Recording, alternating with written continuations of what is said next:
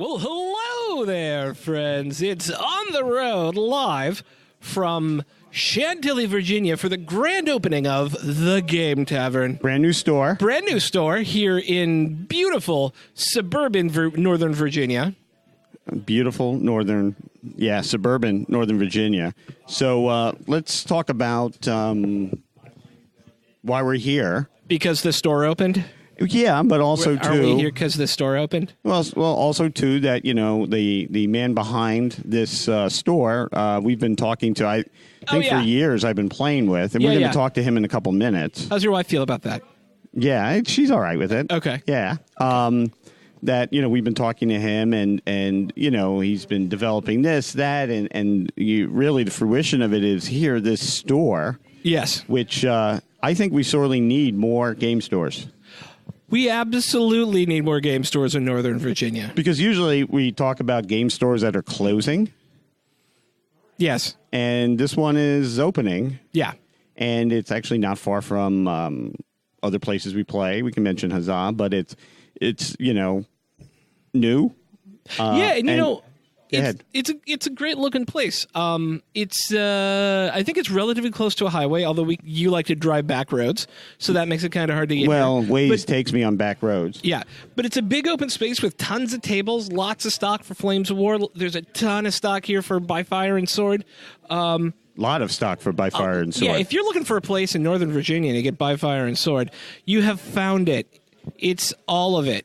It's literally the whole line, or at least it looks pretty close, including a lot of terrain and dice and all that sort of stuff that sometimes is harder to get. So we're going to probably repeat the website and the address, but we are at 4124 Walney Road, Chantilly, Virginia. Walney Road. And it's in I guess this is like an industrial park, but you can see they need a sign out front. They do need a sign out front. A big sign. Oh, yes. And a big sign over the store, too. Now, we were here a couple of weeks ago. Yeah, just to check it out. And there was nothing here. It was just empty. But they've done a ton of work. Yeah, they've really done a ton of work. Nice. I like the floors. It's the wood floors. Yeah, but at least it's not carpet. Yeah. So let's go through the layout. I'd say this is a big size room. It's a large. I mean,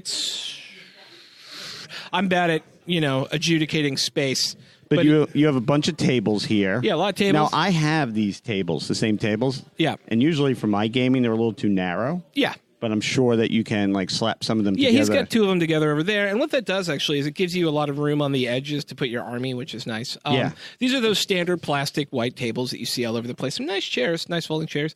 And then a whole store area off to one side as well. Mm-hmm. But most of the space is actually dedicated to gaming. So if you're looking for a place to come and throw some dice, play some cards, this is definitely one of those places where you can do that. Definitely is. And then he has these rooms here, which are available for private events. Yeah, he's got rooms you can rent for private events, which is super cool. Yeah. So, I mean, we'll talk to him. For sure. And he'll tell us how excited he is about this. I know we as gamers are excited about seeing a brand new store open up. Always. We're that excited. So, so probably the next time we talk to you, we'll take a break. Well, why don't we take a moment to talk to each other? Oh, yeah. Break? Yeah, what have you been up to? How have you been doing, Mitch? I'm busy. Yourself? I've been busy, yeah. I'm launching a new project.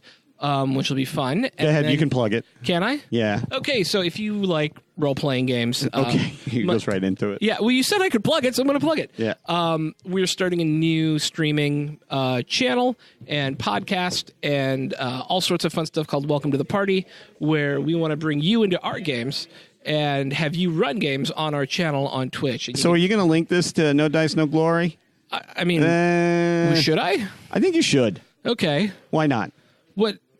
he doesn't want to do this. No, I'm in no way opposed, but we're speaking business on the podcast right now. You guys are listening to the negotiations. Yeah, we could table this for the ride home. I just think when you get gamers together is to bring them in.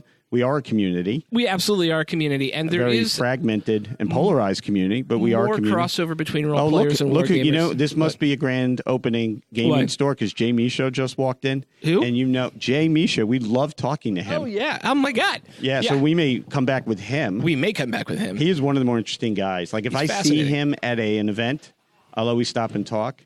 Right. He's part of the group that I game with my Jorg.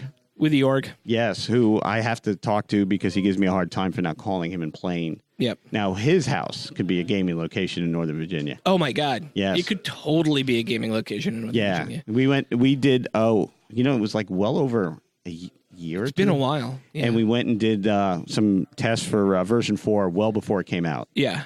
And he's got a great gaming store. So this new site... Yeah. It's called Welcome to the Party. Welcome to the Party. So yeah, you can find us on Twitter at Welcome Party RPG or on Twitch at twitch.tv. Well, make sure Welcome Party. Maybe RPG. We'll just throw a link up from No Dice No Glory to we are the party. Welcome to the party. Welcome to the party. Yeah, that's cool. Yeah. Yeah. So that's been taking up a lot of my time, and then editing podcasts, which is good. Yeah. Yeah. Yeah, I've been editing a lot of podcasts. Well, you wanted to do podcasts, brother. I do, and I've actually, from doing the No Dice stuff, I've picked up a little bit more work as well, which is pretty cool. Awesome. Are you getting paid for this? I am getting paid for one of the projects. Nice. Yeah. And then the other one is for a friend, and I just said I'd volunteer to help out. And then, of course, all the No Dice stuff, which I'll never get paid for. Right. Which is sad. At this time.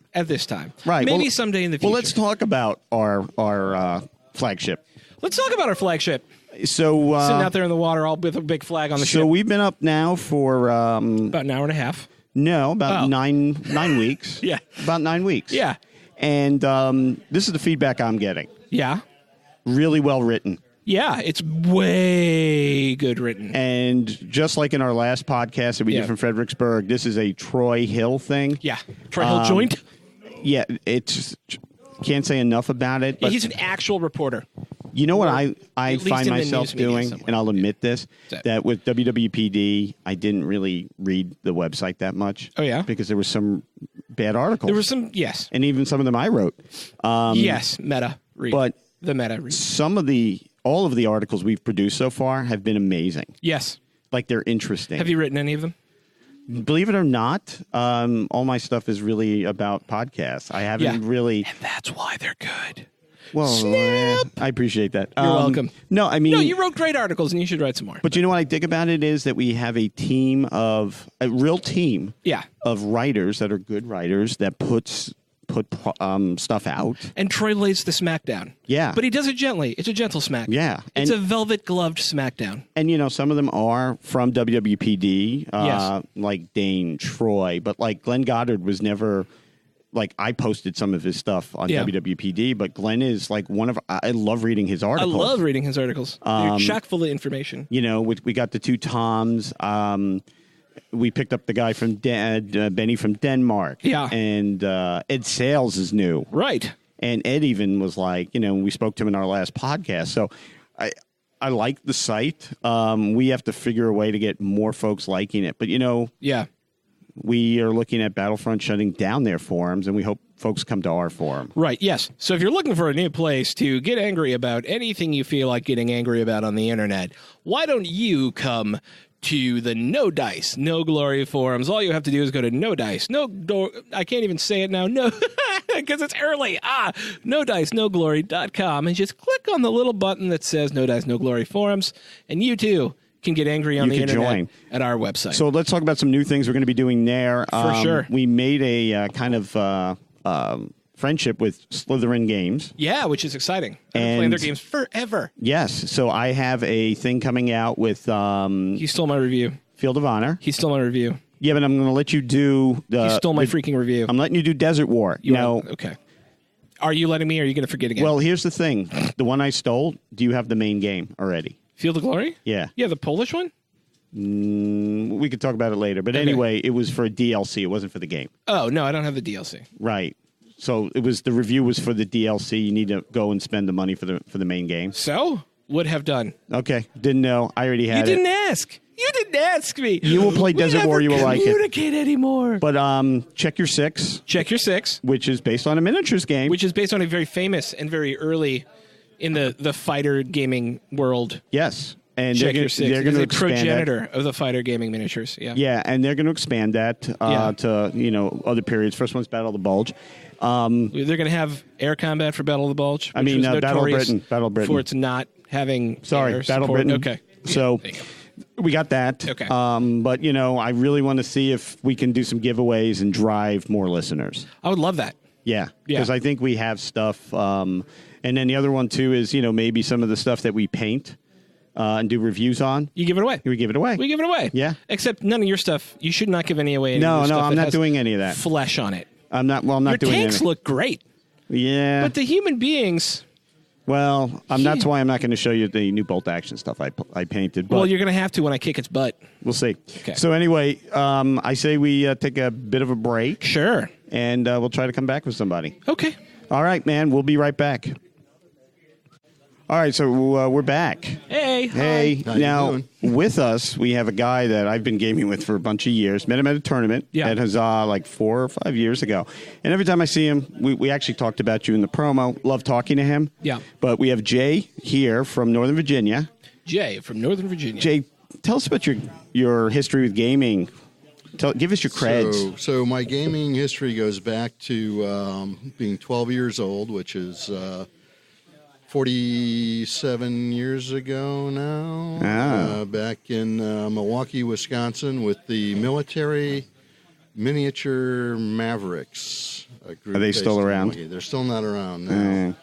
But started out with Dungeons and Dragons and the TSR rules for miniatures when chainmail. They were relatively new. Yeah. Ongrief. Yeah. Chainmail, absolutely. Was gaming easier back then because there was less wars? That is the most niche question that's ever been asked. Yeah, you figure like a history class 150 years ago was easier. There was less history. There was less history. Yeah. So not so much because the AK-47 was still prolific. Yeah, it's kind of weird how stuff has not changed. Not much. The B-52 was still there. Well, yes, and it will be here till 2045. And there's no reason why it shouldn't. So, history gaming, which is you do. What was your first big history game? So it was Ongrief. It was World War II, and it was interesting because our group used to do a weekend at a shopping mall, which is how I got recruited. And they did a lot of Roco mini tanks. And, oh, cool. Yeah. And the plastic soldiers from the British company, Airfix. Oh, Airfix. Oh, yeah, I remember those. Yeah. Yeah, and we would put on a demonstration every year at the mall. That's how I got recruited, because there was a little hobby shop that opened up there. Do you remember? Yes, I walked 5 miles in the snow to get there to spend my... Because it was Milwaukee, of course. Do you remember back in the day, Matchbox used to have miniatures? Yeah, they're all miniatures. I'm not that old. No, all right. All of their toys are small. Yeah, I'll put it. I'll put a link on it. But they used to have like these packs of 48 miniatures. I remember getting Desert Rats in Africa Corps. Yeah, they were plastic. Oh, yeah, I'm getting nostalgic. So I want to hear you play chainmail, huh? Yeah, chainmail. So it was great because we started out the Dungeons and Dragons was the pamphlets that you bought, and they were stapled in the middle. Yeah. And chainmail was kind of the miniatures extension of doing D&D. And being in Milwaukee, you're only 90 minutes from TSR in Lake Geneva, Wisconsin. Right. So, and I'm one of the few people that I know, maybe there's some out there listening, who, like me, were able to buy miniatures by the pound. Which had to be amazing. Just scoops and How many scoops ounces was a pound back then? Is that imperial pounds? He just keeps going with the one-liners today, ladies and gentlemen. Well, Jay's roughly my age, so yeah.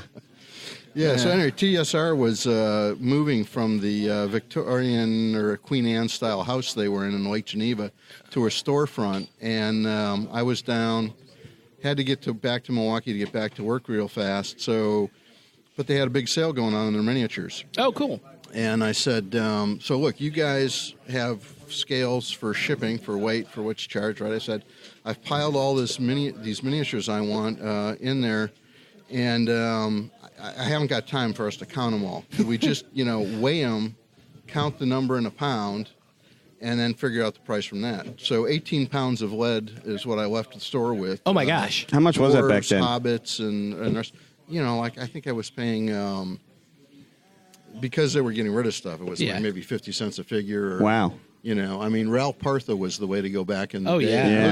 Those were like, $1.50 for 25, 28 millimeter film. Yeah. Yep. And, things were cheaper back then because it was before the Nixon took us off the gold standard.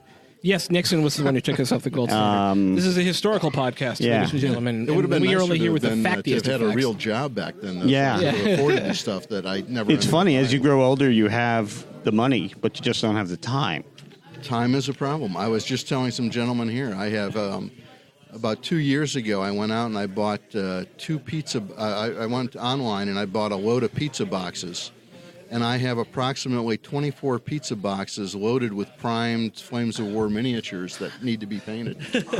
And I mean, the boxes are loaded. You may have to leave those in a will somewhere. I won't die before they're not painted. Yeah, it's true. I respect that. I respect that. That's awesome. Absolutely. So what do you play now? I was just about to ask that. You see, we think alike. We do. There you go, yeah. Yeah, so a lot of Flames of War still, although I'm not endeared to the conversions from version 3, and doing Fistful of Toes and 1/285th, Cold War gone hot. Soviet Union never collapsed. They kept on churning out, and about 1989-ish, things got hot. We can probably do a U.S.-Russia fight next year. That would be accurate, too. Yeah. It could happen. Absolutely. So I am the interested. poor Balkans get overrun again. Again, like they do every. Yeah. I'm actually interested. Tell me why you like Fistful of Toes. What is it that pulls you into that game? I like the range of vehicles and the data available.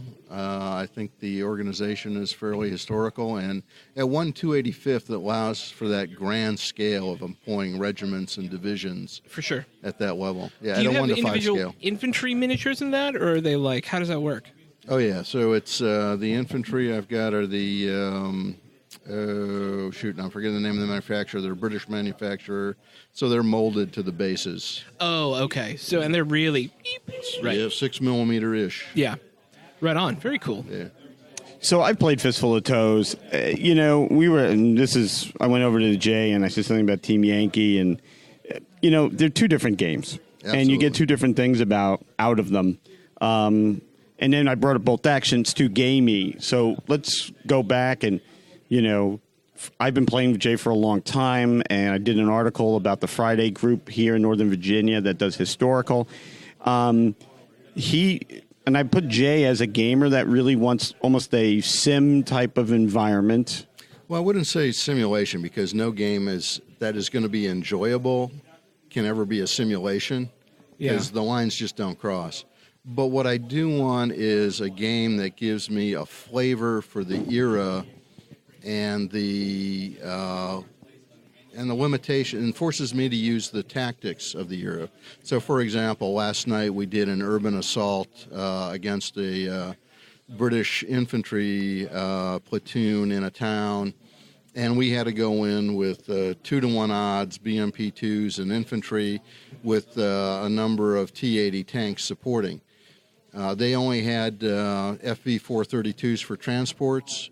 So even though they were on, when we first went into the town, even though they were on defensive fire, waiting in ambush for us, they didn't have a lot of heavy stuff to hit us with.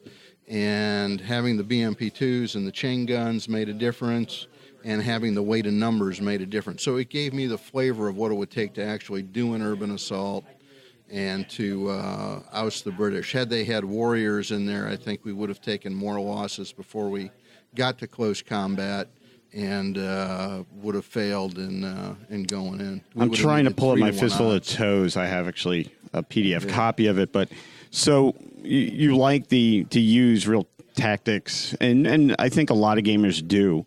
So I'll bring it up, and here's a rough question. You don't have to answer it. Yeah. Do you feel you get that from Flames of War? And I'm not talking Flames of War as it is now, but Flames of War in general.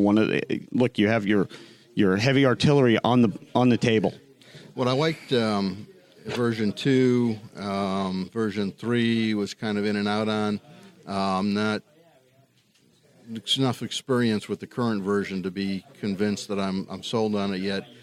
But, certainly I like a game that's also requires you to do combined arms when combined arms was necessary to accomplish the mission. Right. I think Flames of War, properly played, gives you that feel, particularly if you can sort it on a historical basis. One of the better games we ran was the German invasion, the first days of Barbarossa. Oh, cool. And we did it organized as a German battalion against the Soviet defenses.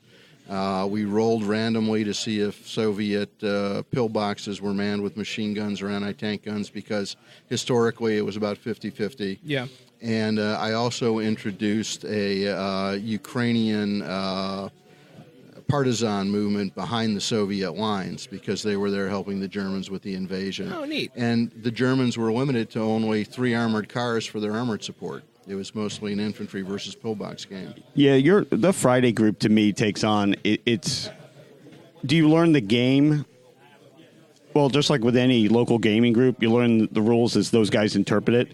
But I mean, you guys really put in the rigor for the realism as far as the scenarios you guys play. And I always like reading them on the email list to see what's getting played next. And they make Flames work historically. Yeah. I think that... Well, we try. We don't always succeed. Sometimes we're too successful, but... And, we've talked about this before, but I mean, and not to bash version 4, but like you look at the new Late War list that they have, the new Late War book. Yeah. Right. I like playing Hermann Goering Division. I had Hermann Goering models. Now, some of that flavor is kind of a little out. They're gone. Which guys like you and I enjoyed. Yeah. Right. I wonder who this new stuff's appealing to. One of the nice things, so I've got a lot of esoteric armies. I've got... Yes, you do. Italians for the desert, and it was good to see them bring in the Samavente company. Do you remember you remember what I call your list, what list you play? No, go ahead. You'll know when I say it. He has a lot of boutique armies. Yes, Boutique armies. Yes. Indeed, yeah. Like Finns, naval infantry. Russian naval infantry, yeah. So one of the armies that I've been working on and need to get back to, that I've been away from for a long time, it's in the pizza box, is the Soviet Cavalry Corps, for example. That fought in what? Bessarabia and... Well, no, they actually fought outside of Stalingrad. If you read the account of the Germans on the relief to Stalingrad, they ran into a Soviet Camel Corps in a blizzard trying to drive into Stalingrad, and totally obliterated them. But, there's not a whole lot of guys out there with Camel Corps, so I thought that would be entertaining. Here's my anti-PETA moment. If they just eliminated all camels in the world, I'd be all right with that. You'd be okay with it? Yeah, it's really the least favorite animal. Really? That is your least favorite animal of all animals? That I've had to deal with in my life? Oh, okay. You've had personal experience with it. I just was like, whatever. One of the other things about Jay is that I'm always fascinated to see what you're reading, because all three of us are voracious readers. Absolutely. Mm-hmm. And what is something you've read now or in the last few months that you thought was an amazing book? Trying to recall the exact title. With Bayonets and Zeal, an account of the British military experience in the American Revolutionary War, which you don't find too many accounts of. No. And it's done by a gentleman who, although not a professional historian, does a fantastic job, I think, of looking at it from military perspective. Where the Iron Crosses Grow is one I finished not too long ago That's about the Crimea campaign. On the Crimea campaign, which is very well written, very readable, and the Crimea campaign is one of my favorite areas of expertise, the southern Russian front. With Bayonets and Zeal is available on Amazon. Oh, yeah. For $20. $20. Yeah. What have you read recently, Mitch? I'll tell you that one of the better books I've read in the last few months was Mark Bowden's Hway. It's on my list. So the guy wrote Black Hawk Down, right, and he wrote Guest of the Ayatollah, which I haven't read. He's an amazing writer. He's a newspaper guy. Yeah. Very good in history. It was an amazing book because you think of Vietnam as being fought in the jungles, but Hue was a city fight. Yeah. Hell, it was even cold. Mm-hmm. But the book was amazing because it's Vietnam to read is really confusing. So what I think would be really interesting with Hue, for example, to have a gaming system that allows you to do what the Marine Corps did there, which was combine the infantry action with supporting Ontos and M48s. It's kind of funny that you say that. Yeah, that's weird. It's weird that you say that. Nobody's laughing here, Mitch. No, and it's not. It's not weird. Funny, haha. It's so we've gotten to see the new Nam book. Yeah. Okay. And I didn't play the first version. Wasn't a fan. Maybe too soon. I don't know. But you make that joke every time, and it's never. People love it. So anyway, I think the rules, the new rule book that's coming out. It's. I'll just tell you from personal point of view. Not my thing, not my period, but I will play it because I think the rules really reenact the fight that was Vietnam. Yeah. I think they did an amazing job. And if you go into it and thinking, and a lot of people said, why do I want to play Team Yankee? It's Flames of War modern. And in a way, that's kind of becoming true. Vietnam, the new Nam book, is not like that whatsoever. I'll have to take a look into that. I'm a little disappointed though because I really think the boat was missed when the French Indochina aspect of Vietnam wasn't explored by these guys. True, because that would have been a nice bridge into the Vietnam War. But I was excited to see some stuff on the Australians there, and I'd really like to see them come out with something on the Korean Marines. Are the Korean Marines? No, and I think we pointed out that the Koreans are missing from that, but you'll see them soon. A lot of it is like, and here I'm looking through Nam here too electronically, but we did a bunch of reviews on this, and like some of the things I noticed and I played one demo, but talking to the guys that played it said, but terrain is a big thing in the game, and the rules, how you win a game are different, and I think it's going to reenact. But like to do that, so I'm going to collect a force in this. I'm going to do Marines. Okay. I'm going to do Marines with the Ontos support and the M48s, do some Zippo, some not, and play them like that with all the rules. Because helicopters are my thing. So based on the esoteric armies we were talking about earlier. Yes.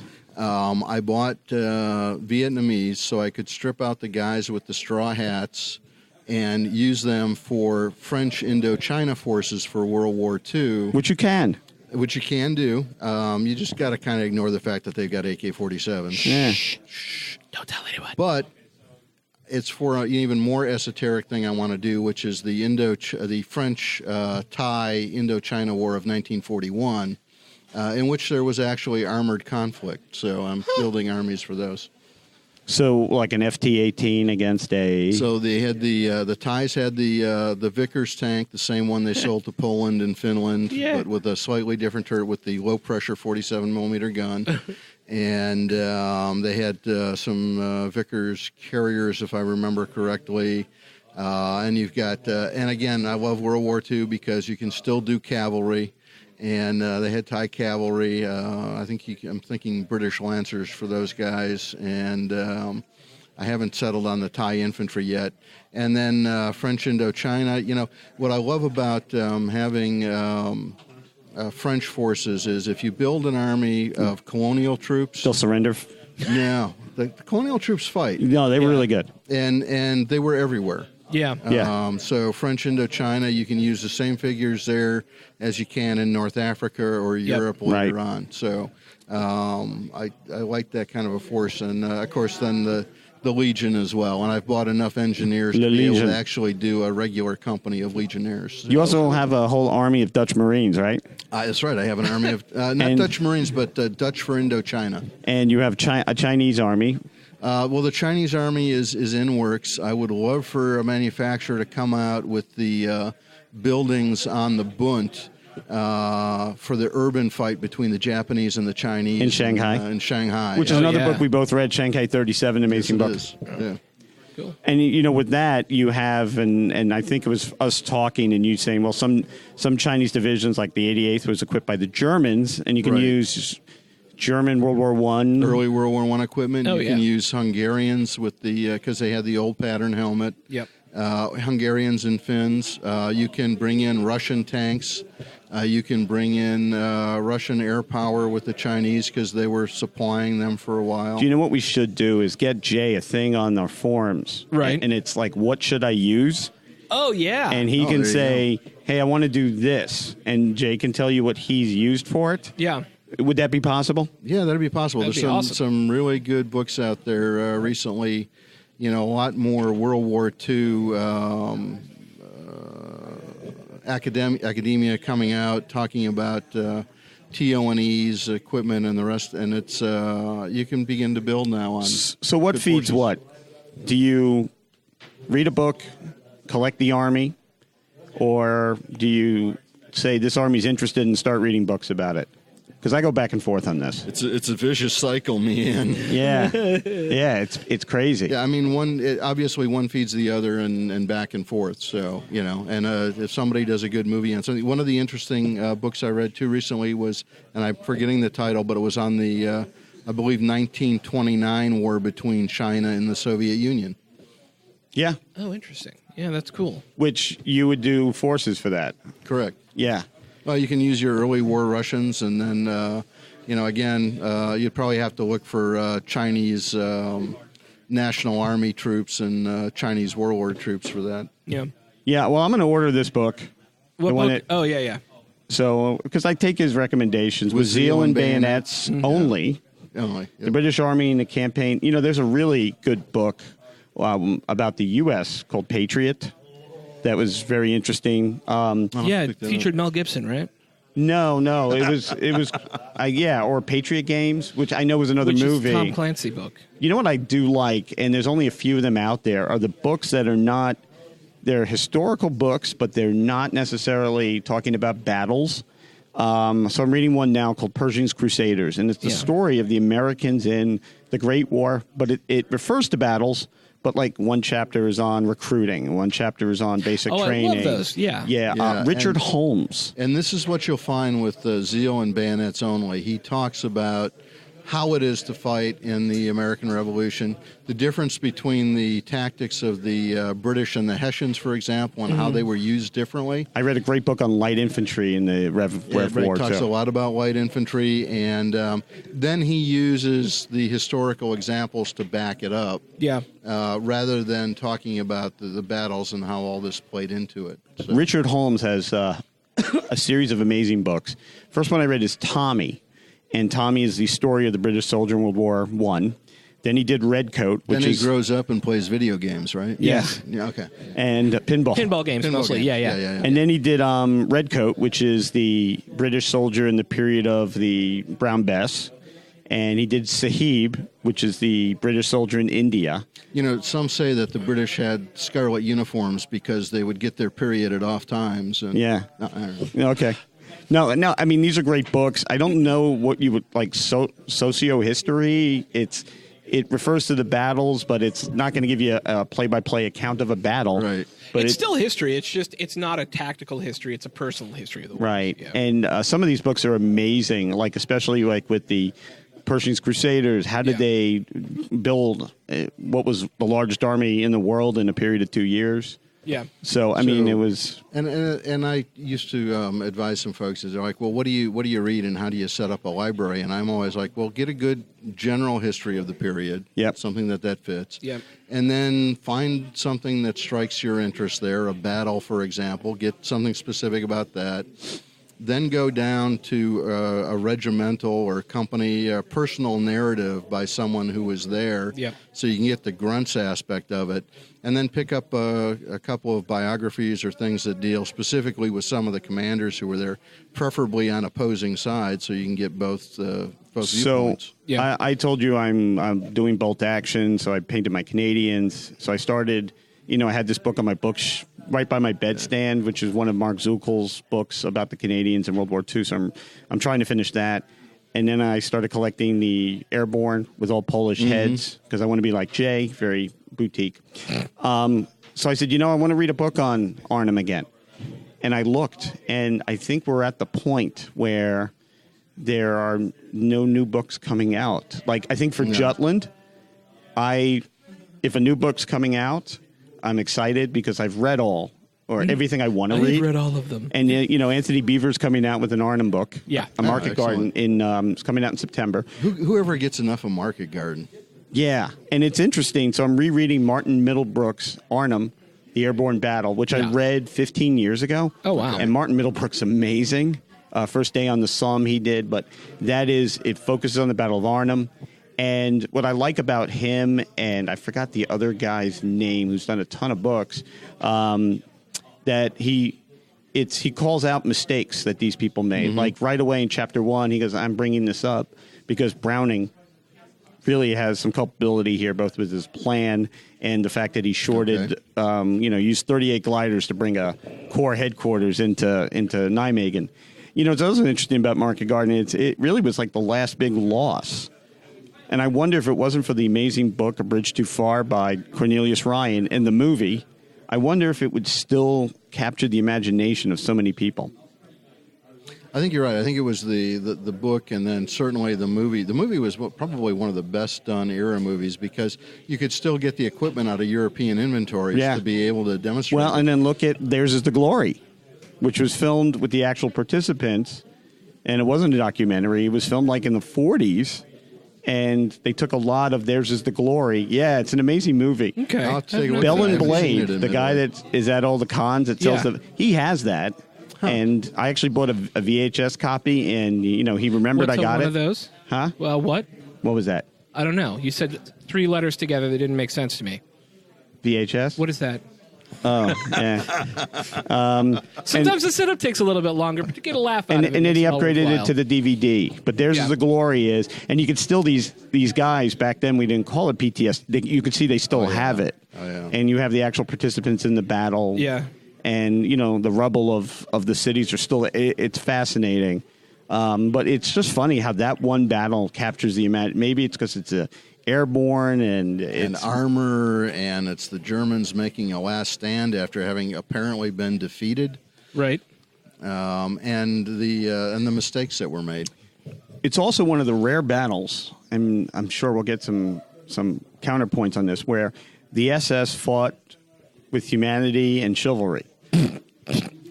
It is probably one of the only ones comparatively. Okay. Because you look at after the war, Brittrick was not charged with any war crimes, was not put through the same ringer as other SS generals. Yeah. Because he offered the British quarter. Yep. And there wasn't, you don't read about a lot of let's talk about a lot of the atrocities. Both sides did them. We won, or one side wins. We write the history books. But you look at like a lot of the participants in the battle. We'll get into your moral equivalency argument later. I'm just saying. But one of the things you're bringing up and talking about Market Garden. I mean, there was a trade-off there in that Patton's Third Army wasn't able to do what it wanted to do, and that's an interesting aspect of what you can do with historical miniatures as well. And the research is to do those alternative choices of what would have happened if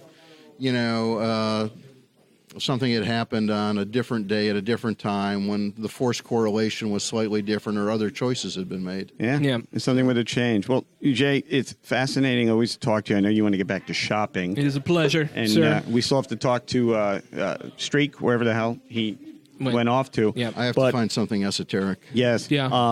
But there's are you going to be by fire and my sword? My Sumavente company needs to be built. Are you going to be at Cold Wars next week? Possibly not. I'm in the middle of a heavy business thing, but I may make a thunder run on Saturday to do some shopping. I look forward to seeing you as always, sir. All right, Mitch, and thank you for coming to the show. You bet. Sweet. And we'll be right back. Hey, and we're back with John.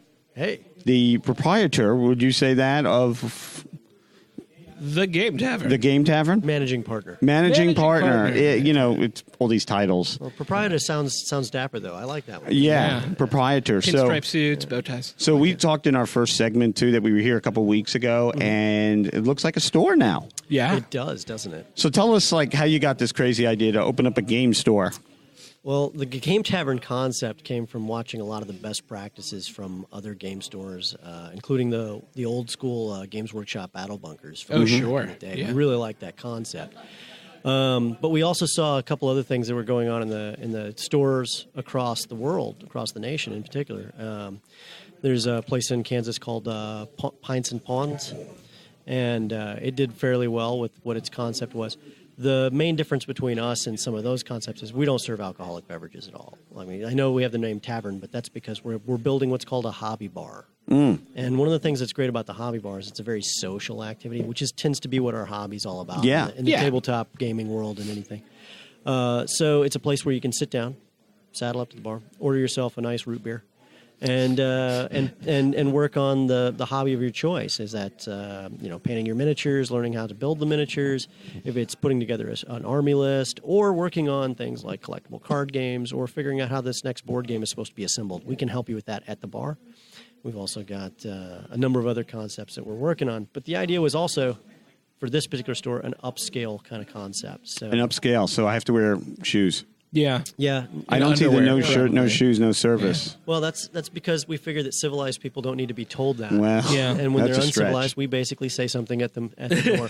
But, I hear you. We have nice, clean floors. I mean, the floors in here are amazing. No, we actually I mentioned them when we first started the podcast. This place looks great. Yeah, and the other thing that we did is we made sure the bathrooms were nice and clean too. Which, crazy as this sounds, is the mark of an upscale place. But, you can tell a lot about how much a place cares about the attention to detail by their bathrooms. It's true. First thing I look at in the stadium. Absolutely. Yeah, if I'm pissing in a trough. Nah. Absolutely. like Buffalo. Then you're at a hockey game, right? Yeah, pretty much. Yeah. So, and then on top of that, we're also putting together some really nice tables. So at first we were starting off with 6, then we're going to go to 12, and then because Battlefront is actually going to be hosting a tournament here, which we'll talk about. Yeah. They have asked us if we could go to 18 tables, and we said, absolutely, for you guys, we'll do that. We just now, and Sean and I spoke to Sullivan, and we're going to try to find you 36 people for those 18 tables. Oh, yeah. We're doing our best. We're going to definitely make sure we support you in that as well. We're going to beg people. And it's like what brings people into tournaments, and we're going to use peer pressure. And then hopefully we'll beg for some great prize support. So question I had too, I think the concept is amazing. And you look at the social aspect first as opposed to the retail sales, because that's what brings folks in. But in this environment, we're talking about a lot of stores that are closing, and now you're coming here. A lot of stores have been closing. It's Did you look at that fact and make some course corrections to ensure some success? Yeah, we had a couple pivots as we looked at spaces and stuff like that. This space is actually larger than we originally anticipated. But we were able to work a deal that just couldn't be refused at this point. And it actually worked out into our favor. It did. It absolutely did. So because we were given such an opportunity, we jumped on it, and we've taken it for all it's worth. I would say that the main difference is there's a lot of game stores out there. We're running a very professional operation here, so we're cost conscious. We're looking at things like how do we provide the best service for the people who come in here, so that they want to come in here, so they want to do business with us. A lot of places they just want you to walk in and pick up stuff off the shelf and then go to the register. They don't want to service the customer, right? And we're all about service. So there's quite a few examples in Virginia of great game stores. So we're in a great place where we're filling a niche in our particular geographic area that needed this desperately. So that's the other reason we moved to this particular neighborhood as well. So I love new game stores opening up. There's one that we used to play at not too far from here, no longer around, and what you just mentioned is probably some of the reason why they're kind of not around anymore. Yeah, I know the store you're talking about, and the store shall not be named. But they had a lot of stuff there, but their team didn't even know the games that they had very well. Yeah, it was not. They weren't hobby effective. It just really was a sad situation. It was only getting sadder by the day. Yeah. We're actually going to have we do have knowledge of every single thing that we have in the store, and we have top talent. We hired for the right people, for the right attitudes, and then we have some other capabilities that we can bring to bear technologically. This is just the start. Like drones mostly. Drones? Well, we have drones. Actually, we won't go into that. But talk about it. I mean, if you want to. We're going to put together a lot of cool stuff. Like, have you talked about our rooms or anything like that? We mentioned that there's extra rooms here, but okay. You get right ahead. Give us your pitch. Well, I just don't want to hit something twice. No. You will say it better than we did. Oh, okay. We've got two different rooms available right now, and one of them is a very much decorated as a private tavern room. Right. Perfect for role-playing games, but you can easily play I still have to bring you that parachute, by the way. Perfect for board games as well as those who really want a really interesting fantasy tabletop game experience. Right now, it's already decorated. It's got great furniture in there and everything else, but we're adding flat screen monitor. We're adding smart sound and smart lighting. you're going to have a lot of capabilities to create an immersive gaming environment. Nice. Yeah, and as a matter of fact, it's so popular, it already got rented out like for 5 hours today. Wow. Nice. What are they playing in there now? They're playing a role-playing game of some sort. I'd rather not say unless they want to discuss it, but I believe it's a variation of a White Wolf game. Oh, yeah. So, yeah, no, their GM told me about that. Yeah. Is it rather adult? I don't know. No. They're doing it behind closed doors. They seem to be. I think they're doing combat in that room. Do you think there's any nudity going on? No, in there there better not be. No, there shouldn't. You're not licensed for that. Well, I mean, it's supposed to be classy. modern gothic horror, essentially, Yeah, right? Yeah. Werewolf, There might mage, be some vampire. stabbing. It's March. Not a The big Ides of deal. March are really about people coming together to stab people. Yeah. I mean, why not? It's crazy. But it's actually very exciting to see that people have jumped on those rooms right Yeah, away. that's super cool. And then we have another room. It's a huge room. It's when it's not in use for gaming, it's our conference room.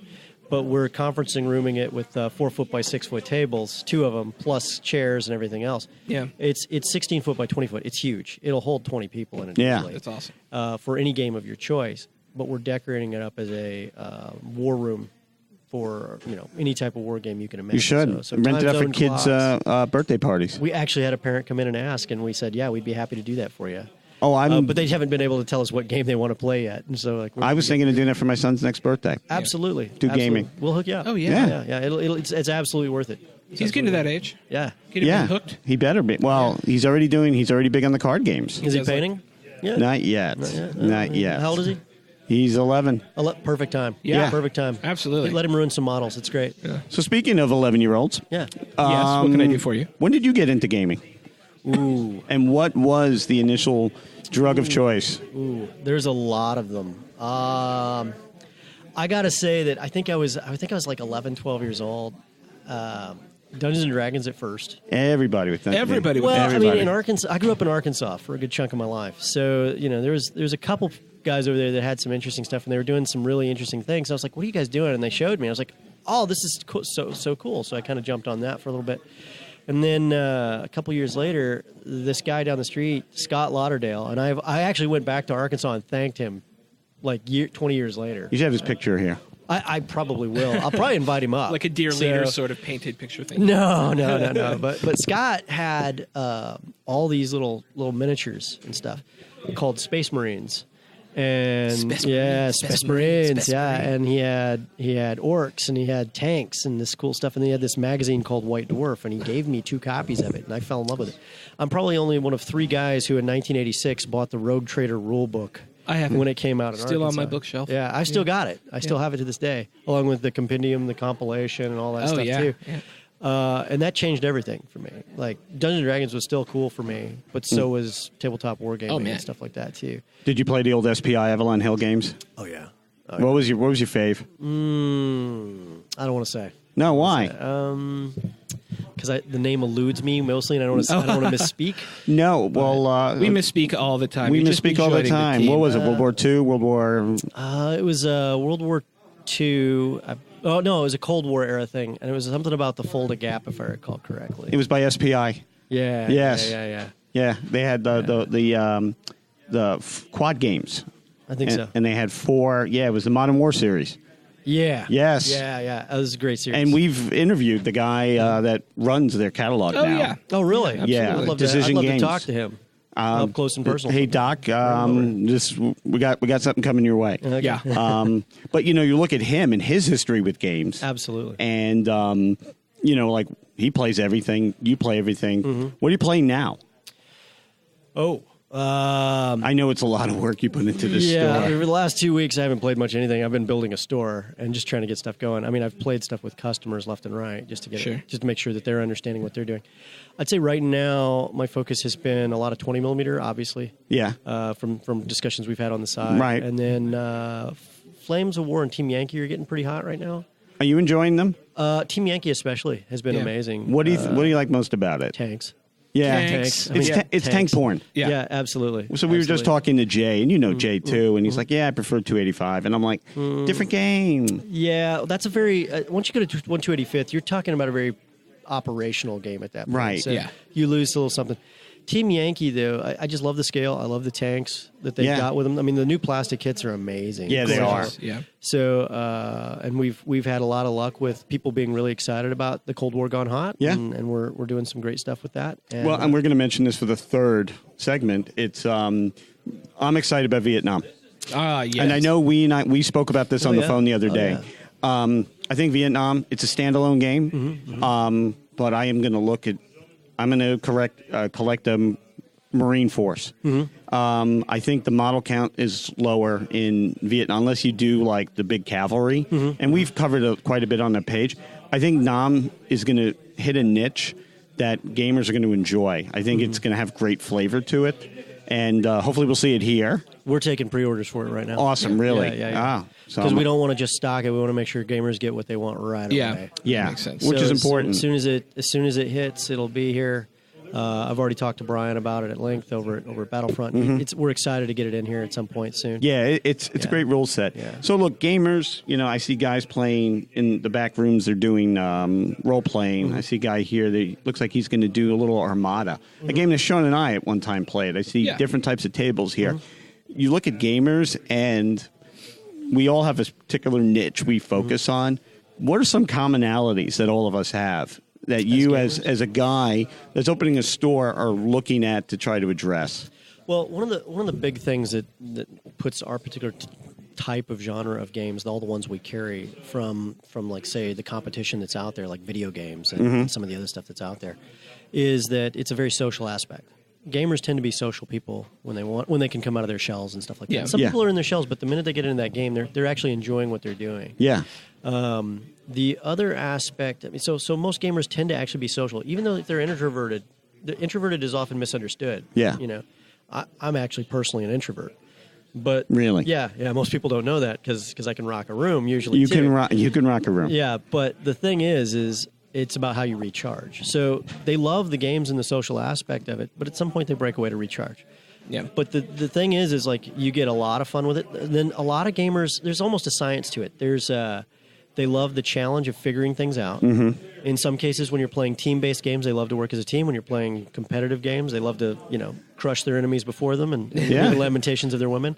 That there's all sorts of aspects there. And then the other aspect is there's with certain pieces of the hobby, there's everything from army building through painting your miniatures. Sure. There's a sense of craftsmanship to that they figured something out. Right. And they've put it together, and that's theirs now. It's a singular piece to their army or their game that is theirs. Yeah. So we are supporting every aspect of collecting, building, painting, playing games, or whatever it is that their hobby is. We're helping with that. And so you bring up, like, what are the things that they have in common?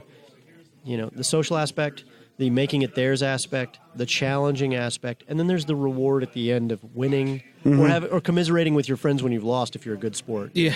In some cases, it's also about, just having a funny time. Yeah. How many times did we play Dungeons & Dragons where it just degraded into something hilarious? Right. You know what I'm talking about. Yeah, absolutely. Right? So with that in mind, that's what we actually provide too. So. One of the things you mentioned, too, about having experts in the games and the staff that knows, you ever worried about becoming stovepipe with that? So I'll give you an example. Fantasy, sci-fi, it's not really my thing. But why do I play Armada? Because I like naval miniatures, and I like a tight rule set, and I see a lot of that in there. So I'm getting the same enjoyment. I may not know exactly what one type of Armada, what type of Star Destroyer does as to the next, but I get into the game. I invest heavily in the game because there are similarities. There's things I know I enjoy, intuitive rules, things that make sense. Are you guys also going to do that? Saying, if you really like Flames of War, you like this game, try this one, because I think we you'll absolutely get. Do. Yeah. We're consummate professionals over here, so we try to have cross training in every piece of things. So even if I have a guy who's going to be my guy for collectible card games, he's going to have to get cross trained in the miniature stuff. Right. Sure. Even though that's his passion in the CCGs, he better be just as effective at showing people what they want. Yeah. Yeah. So and what they need. More importantly as well. So one of the things that we're focused on is making sure that we can listen to our customers very well. So yes, stovepiping a game system is not something we're going to do here. we're always looking for what's going to be the right answer and sustainable as a game system here. We're not interested as a game company or a game store in one-shot ponies, one-shot deals, unless it's known going in that that's what this is. Right. Certain board games may be that way, but we just can't in good conscience put a bunch of games out that we don't know if they're going to be sustainable or not. Yeah. So, but we're looking for opportunities to cross-pollinate, because also when you play a lot of Flames of War, at some point you just got to you need to take a step back, play like Star Trek the board game or something. For sure. Yeah. And then jump back into Flames of War with a renewed passion. I think that's something I've learned over the last few years I'm playing Flames of War less than ever before. Mm-hmm. And it's not because of the new rules. It's because, I got tired of it. And a lot of other great games came out that were fun to collect. Mm-hmm. A lot of it is the collecting and that I'm enjoying. And I've gone to different genres that I kind of like or didn't think I would ever like. I'm experimenting a little bit more, if that makes any sense. Have you tried the Firefly board game yet? I haven't. It's really good. Oh, yeah. I'm a big fan of that board game. Yeah. I got a demo copy I'll pull out for you. Okay. I mean, I played that last week for the first time, and it was amazing. Yeah, I mean, there's some games that you play and wow. Blood and Plunder was one. Yeah, what'd you think of that? I love it. That game. Yeah. That is a tight skirmish rule set with pirates. Yar! Yar! Yar! Yar! And I wasn't, and maybe it's because of the way the rules are presented, I wasn't sold on the boats. But we played boats a couple of weeks ago. Oh, my God, and it was so fun. It is so much fun. And I got to wreck face. So back when Games Workshop had a lot of Lord of the Rings stuff out, they used to have the Corsairs of Umbar. Right, I heard about that. And a lot of people didn't really have a lot of that. And I was one of the few guys with the Corsairs of Umbar army, and I actually have boats for them and everything. And so I was doing pirate games where they were leaping from ship to ship to get the ships of Minas Tirith and all that stuff. What dude doesn't want to be a pirate at one time in their life? Yar. Oh, I think that's a great game. Yeah. Oh, yeah. And it's well Blood done. And Plunder, huh? Blood and Plunder. Blood and Plunder. Yeah. Yeah, we'll bring it next time we come. Yeah. And we'll play it. It's a ton of fun. Mm-hmm. I mean, there's a lot of great games out there. So I mean, it's. I think that we're spoiled for choice. Yes. Right now, it's a great time to be in the. You said something, and I'll quote you now. You said this is the golden age of gaming. Well, we're definitely trying to bring it back. This is definitely the golden age of gaming. Yeah, 100%. Yeah. Yeah. And with your focus on the gamer, not the game systems here, I think that is something I'm going to be interested to see how that goes and takes off, because I think that is a aspect that is great. And you have a gaming community. Yeah. Games come and go. Absolutely. But I think gamers and that's why we asked the question, what started you playing? And then few of us are still playing those games now. It's And here's the great part. Like, if Scott Lauderdale was to walk in this door today, almost 30 years later, right?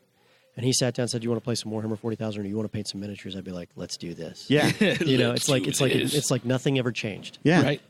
And Scott, if you're listening to this, and I'm going to make sure you get a link to this, by the way. Yeah, we'll send him a link. Thank you so much for getting me into this hobby, buddy. Awesome.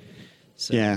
I literally showed up at his door one day randomly. Went back to my old neighborhood, found him. He thought you were there to kill him or something. Did he recognize you? He did. He did it first. You look awfully familiar, stranger.